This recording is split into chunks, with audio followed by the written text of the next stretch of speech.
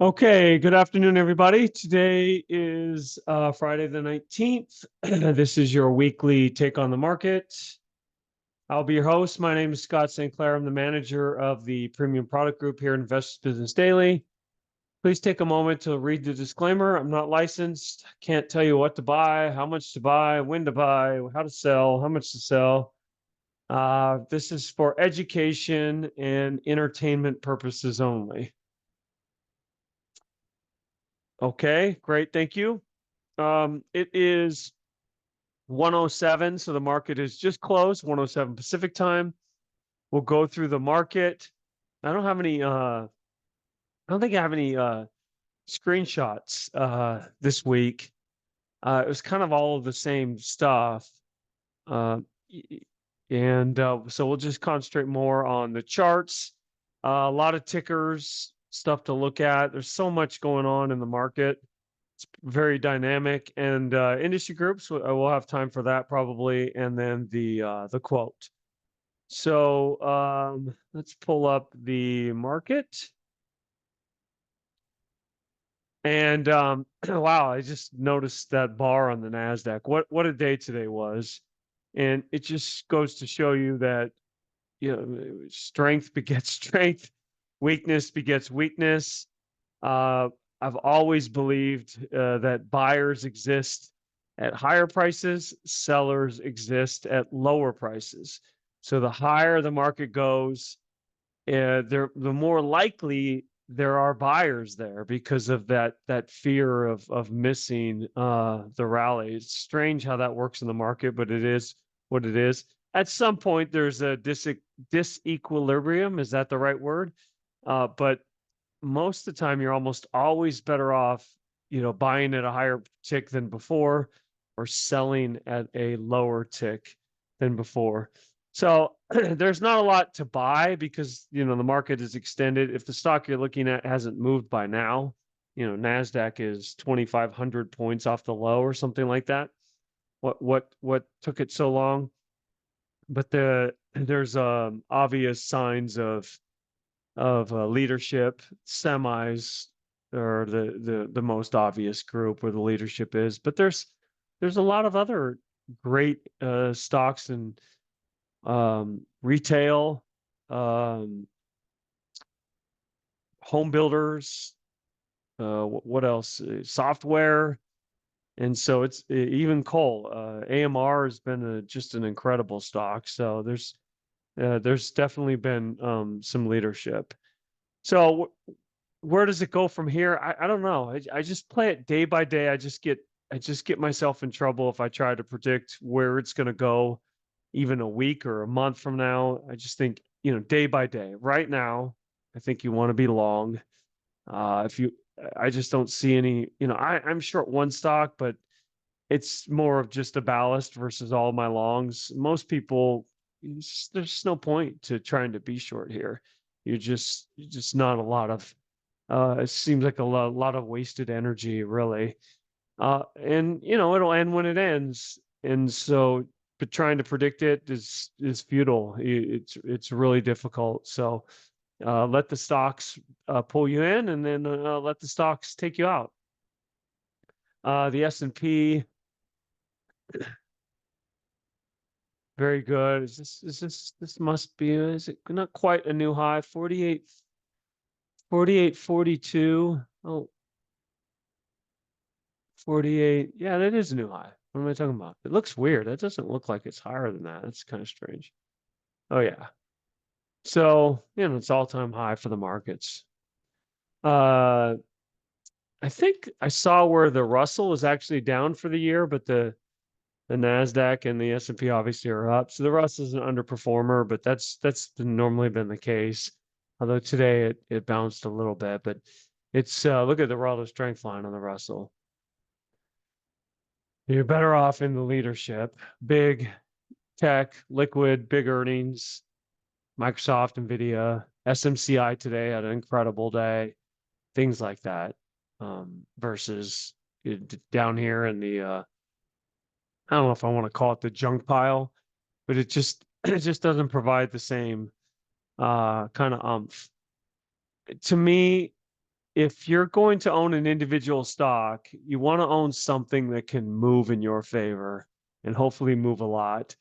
And if you're going to use a stop like we do, then it doesn't really matter what you buy. It's sort of, right? And if you buy IBM and I buy Nvidia, and we both use a 7% stop, let's say, and we're both risking the same amount of downside, but my upside is so much larger than yours with an IBM. In general, with leadership. Now, I realize that if something goes wrong and you're in IBM, let's say IBM warns and Nvidia warns. Well, Nvidia is going to be down a lot more than IBM, right? On some kind of warning, just because of the type of stock it is. So I understand that, but it's very rare that I didn't have a chance to get my stop.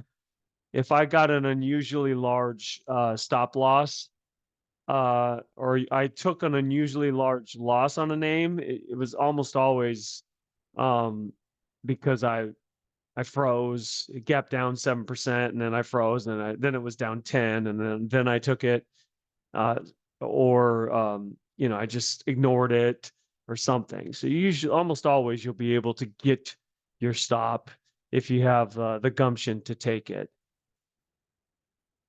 Not always, but almost always. So buy leaders, buy stocks that are strong, stocks that that seem too high are probably your best bet. It's the great paradox, like Bill would say. Those that seem too high tend to go higher, and vice versa. So the market, I don't know. You had a little bit of a spot of bother a few days ago, and the market is shaking it off so well.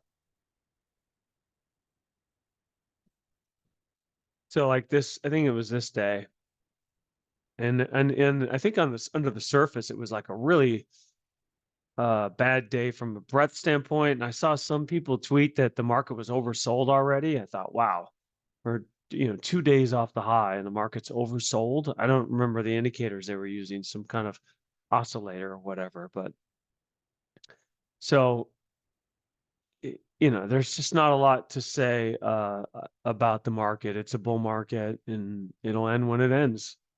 It's just sometimes it's that simple. We make it pretty tough. I did want to revisit this. I'm sorry. So a couple of you emailed us, like, so W. Eckhart, Sakota. Do you see that like squiggly line, Randy McKay? I think it has it for O'Neill as well. Yeah, I think that this isn't a great screenshot, but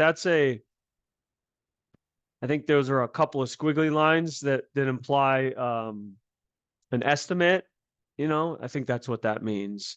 So because William O'Neill's results were never audited, or he's never publicly shown his results, this is just based on what he said or what the firm has said. That must be the same for maybe Randy McKay, Ed Sakota, William Eckhart.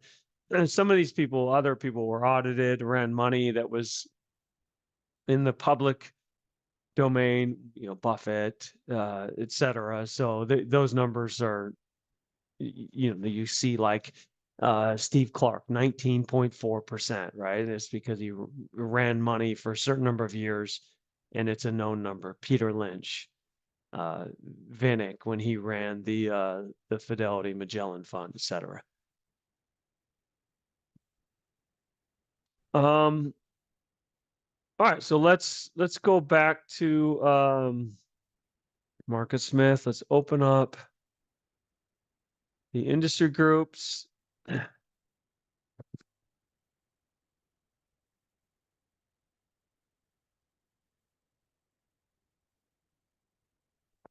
So energy coal is number one, very interesting. AMR has just been such a great stock. Biotech number two, that's interesting. I think Amgen's done well. Vertex is actually holding up really well. Software security, that's a group I could wrap my head around. I like that group. Palo Alto, Zscaler, I own CrowdStrike.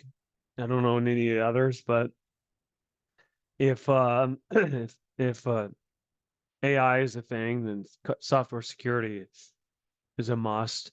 Software financial, food, dairy, medical, long-term care, household furniture, apparel, shoes. So very diverse, lots of diversification in this area. There's even been some shipping stocks that have done really well. TNK, Sting. It's just a lot. It's very it's in a bunch of areas where you could pick, a handful of leaders and have 8 or 9 different stocks. So that's definitely possible. Semis, let's see here. So Fabless is 20. It was 41 last week. Equipment is 21. It was 43. So moving up the food chain for sure. And SMCI, I think, is in peripheral equipment. Let's see peripheral equipment here. I'm sure it's here somewhere. Can't be that far down the food chain. But I guess when I pull up SMCI, I will show that.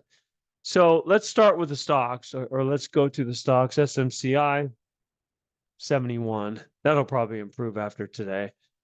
So they pre-announced earnings, and it's funny. I got tricked by this stock a little bit or a lot of bit. The stock was up like 20 points after hours on the guidance, and I thought, gosh, that's just not that much. That's really good guidance. That's not, the stock's not up that much. And instead of thinking, well, that's wrong, I thought, what does the market know that I don't? But I should have thought, it should be up more. Maybe I should buy it and give it a chance. That's how I should have done it, obviously. But it gapped up and was so strong all day. It's at some point I think sometimes that's one of the hard part about the position sizing system that from the book, where you buy a position, then you add it up 2.5, you add up 2.5, is sometimes psychologically it's hard. Like, it's hard to buy that. So let's say a normal position for you is 1,000 shares and you're supposed to buy 500. It's hard to do that. It's moving 2-3 points every 2 minutes. You think as soon as I buy it, it'll be down 2 or 3 points. I'll be down $1,500 in a second. So that's why I like the Darvis way, where just go buy 100 shares, which is what I did. Just something like that. Just get in there. And even if you never buy it the rest of the day, which is what happened with me, I just bought a token, 100 shares in a couple of accounts, and I'm just gonna find a way to add to that. And if I get stopped out on 100, it's fine. It's not gonna bother me. But now I've got a bit of a cushion on them. It's not a big cushion because it's only 100 shares, but now I can get aggressive. What if it never pulls back? It just sits there and for a few days and then starts to go. I can buy more. So that's something I like about kind of a reverse pyramid positioning. Is, if you want 1,000 shares, you buy 200, and then if it starts to go or pulls back, you don't have to panic. If you stop yourself out, you stop yourself out on a much smaller position. I know the downside to it is this. I should have bought a much stronger position, obviously. And that's how Bill would have done it. Kudos to Bill. That's why he's the GOAT. But a lot of people might have just froze all day and not done anything. So I think it's better than doing nothing. So that's how I would handle something like that. But it's not a great chart. I don't love the base, but I'm not going to worry about that so much. That is really, really, really powerful action. Up 36%, volume up 6-fold. And so it's just too hard to ignore that type of action. So I think this is exhibiting unusual leadership. And last time it did something like this, here it was up 28%, went sideways for a handful of days, and then really got going. So I don't know if it's going to play out exactly that way, but to me, the asymmetry of this stock is well worth it. Hundreds of points up, or 20 points down if you're wrong. And so Nvidia, of course, participated with this. It's getting close to this profit-taking zone. I don't know. I don't know if I would. I wouldn't let it go if I had that. If I were you, that's how I'm going to handle it. I don't quite have the position that I once had, and that's frustrating when you sell some on the way up. But it is what it is. So I think it's acting more than fine. The issue with Nvidia for me is just the size. It's such a big company. It's like I can't. It's hard for me to wrap my head around. The stock doubling or tripling, barring some hyperinflationary environment or something. So it could go up a lot, but from a size standpoint, it's not going to go up like something else can, because just the economies of scale things. So AMD. Now, AMD looks a little extended to me. Like, to me, if I was an AMD, I definitely think you want to do some trimming. That's just the way I look at it. Now, if you love the name, maybe you don't get completely out. I don't own AMD. I would be out, but I look at the history of AMD, and when it does big moves like this, you just look at that long consolidation period. 28% in 3 weeks, 20% base, 23% in 3 weeks, huge correction, 28% in 3 weeks, nowhere, and then 30% base. And so it's just kind of the way the stock trades. So I think AMD will sideways at best, like a situation like this. And at worst, it builds another base. But another leading stock for sure in that space. LRCX got going, equipment. You can't make these chips that the world needs for AI without the manufacturers. So here's LRCX. Looks very good. ASML. I own both these. Looks pretty good. Tokyo Electronic, which TOFEL. How about if I just type in Tokyo Electronic? TOELY. Now, the buy point was here. I was a little late to the party on this one, but that one looks good too. So it's just a semiconductor party. Let's pull up SMH, and that's, I'm certain, an all-time high. Yeah.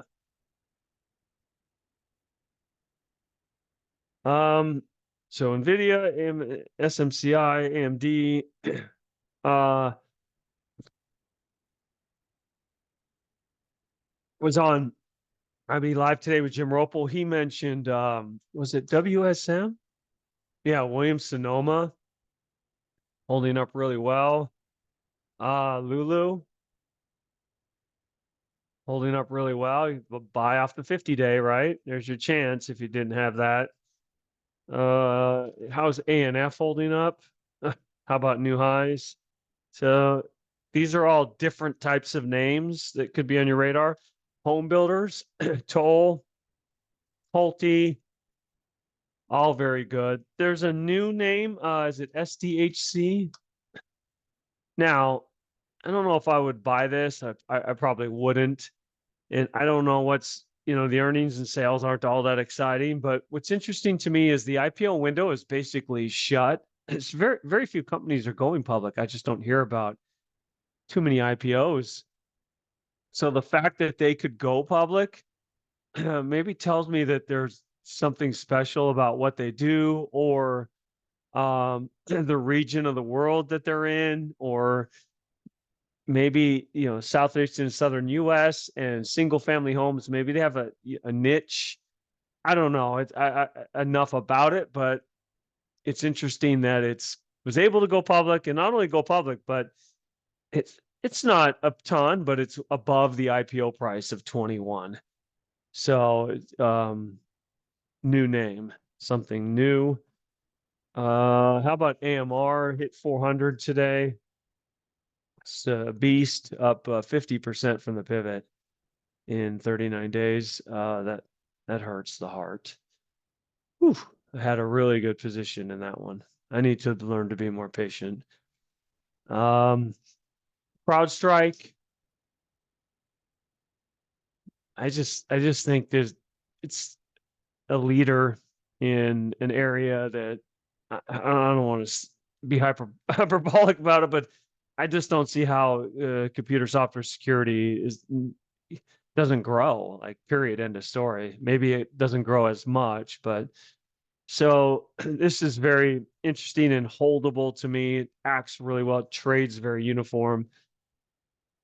Zscaler, Palo Alto Networks, these are all names that may be on your radar as well, that are holding up really well. So, but I just picked CrowdStrike for whatever reason. That's the one that I think, because I'd had pretty good success with it previously, and so you tend to go back to the ones you love, right?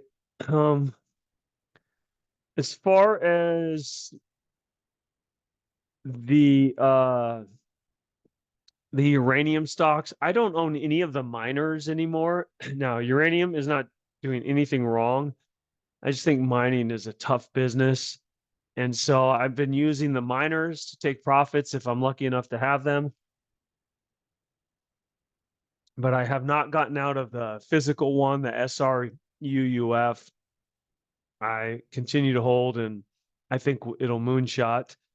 And so I'm not going to sell it unless it moonshots or stops me out. I can't forget about that possibility too. So, but I'm not going to take a 20% profit in it. I've had it for a while. I think it's gone from like 13 to 25 or something like that. And it's hard. It's difficult for the ebbs and flows. But I've just kind of put my my flag in the sand on this one. That I'm not going to sell it, and so that's how I'm participating in the uranium play, right or wrong. Just gonna ride that one. And I still like the the miners, and I think UEC is a speculative one that I owned, and Denison, another speculative one that I own. But I'm a big proponent of sentiment, and it feels a little bit like there's a lot of uranium sentiment, a positive sentiment, which is both good and bad. What it does is it creates some shareholders that I just think are some tourists, right? Macro tourists, they'd call them. And so they're the first to run on the slightest weakness. And so when you get some tourists in your stocks, that's how you get these shakeouts. I think that's what the shakeouts are for, is to get the tourists out. And that's why, like CCJ, that's why you get, here come the tourists, and let's go ahead and get them out. And whereas the big money's buying here and here, here and here, and they've had it for a while. So that's the uranium story.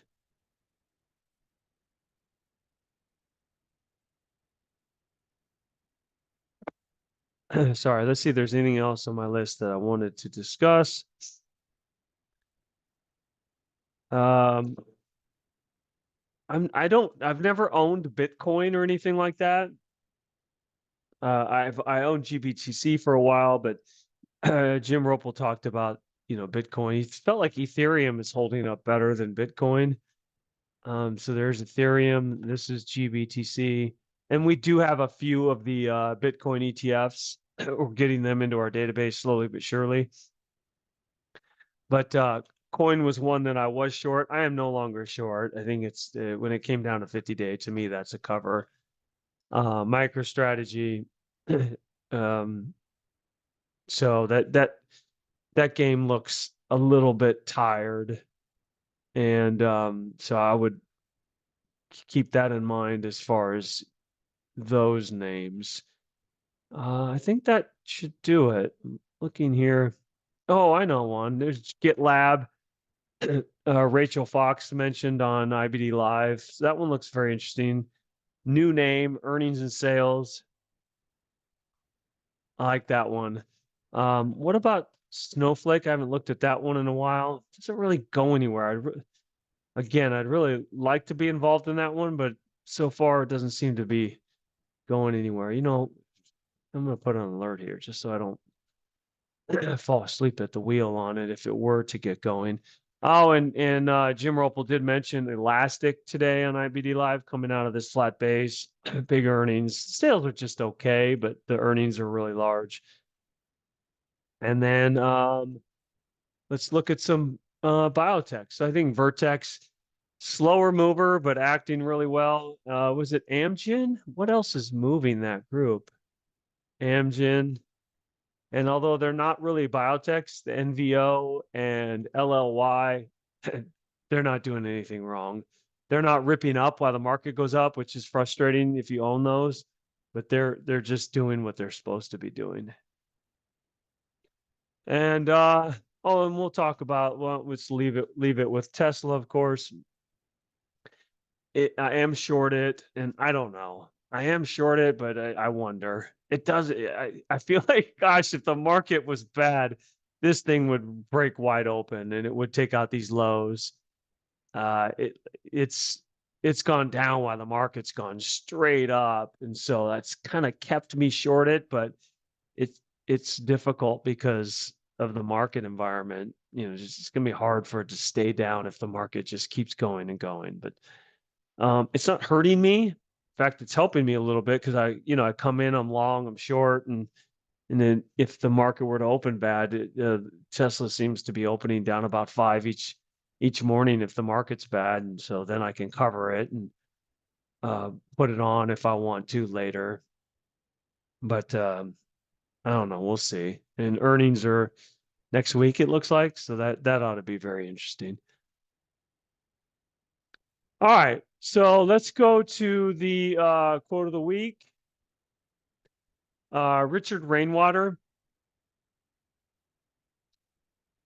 Somebody posted an interview he did with Louis Rukeyser. He was, I guess you'd call him a fund manager in the 80s to 90s. A very good interview. I liked him, and he said a couple things I thought were really good. But if you ever want to get rich, you have to be concentrated. So he ran money for a very wealthy family, and the first time that he ran money for them, he lost the $5 million they gave him, which in the 80s that was a lot of money. $5 million. it's like nothing in the industry now. They couldn't even take a phone call if you're at a $5 million fund nowadays. But they didn't fire him, and he was surprised. And I guess the guys that gave him the money said, well, we've just spent $5 million on tuition on you. Why would we want to get rid of you?